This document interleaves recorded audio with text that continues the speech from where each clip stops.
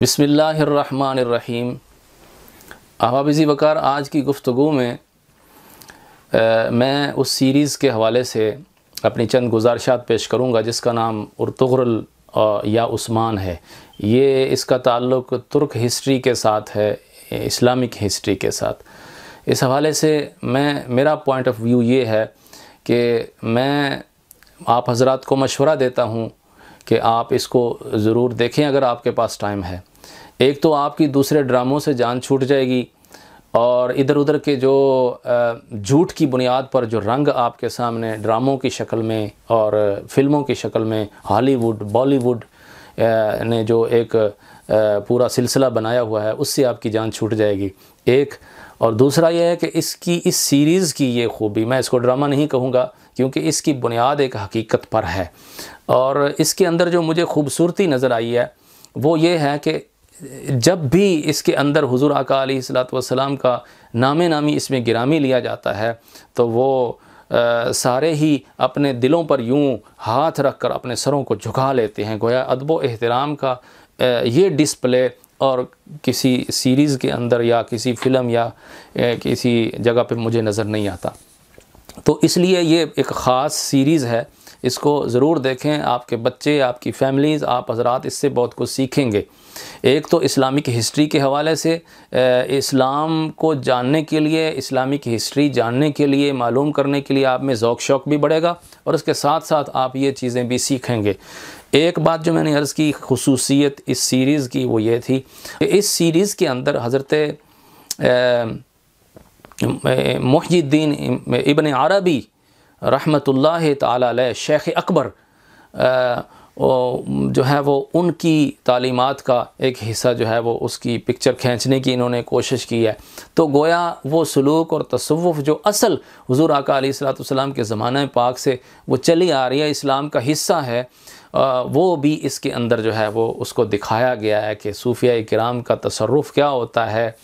और इसके साथ साथ तवक्कुल की जो एक ख़ास तस्वीर इस सीरीज़ के अंदर दिखाई गई है वो भी बड़ी अजीम है, सुबहान अल्लाह। और इसके साथ साथ जो है वो दुआ की जो क़ुव्वत है, हदीस पाक में ना दुआ मुख़्ल इबादा कि दुआ जो है वो इबादत का मग़ज़ है, तो उसकी कबूलियत और उसका असर हमें इसके अंदर जो है वो नज़र आता है। बहरहाल ये सीरीज़ जो हैं ये बहुत मुफीद हैं और ये दीनदार तबके के लिए मेरी गुजारिश है कि जो मुख्तलिफ़ किस्म की राय रखते हैं और सोशल मीडिया पे मुख्तलिफ़ उनके फ़तवे भी शाया होते रहते हैं, तो उनकी खिदमत में गुजारिश ये है कि अपने फ़तवों को इस तरफ से ज़रा रोक के, और बहुत सारी फ़ील्ड्स हैं जिन पर आपके फ़तवों की ज़रूरत है, आप ज़रा इसकी अच्छी चीज़ों को सामने रख के ज़रा आप ख़ुद भी इसका मुशाहदा और इसको मुलाहज़ा फ़रमाएँ, देखें। अगर आपके पास वक़्त है तो यकीनन आप इसके अंदर बहुत सारी चीज़ें सीखेंगे।